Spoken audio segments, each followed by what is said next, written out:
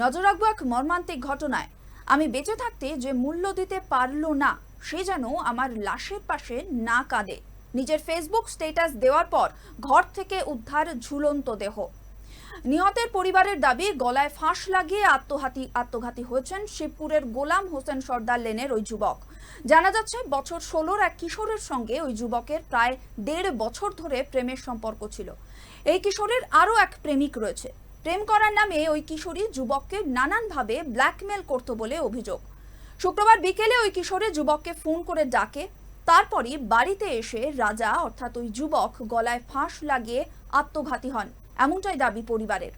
আর নিজের প্রেমিকাকে উদ্দেশ্য করে মৃত্যুর আগে ওই যুবক ফেসবুকে স্ট্যাটাস দিয়ে যান। রবিবার যুবকের পরিবার ও প্রতিবেশীরা কিশোরীর বাড়িতে চড়াও হয়, চলে ভাঙচুর।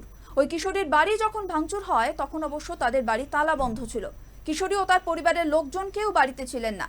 যুবকের মৃত্যুর পরই এলাকা ছাড়িয়ে পালিয়ে গেছেন তার পরিবারের লোকজন।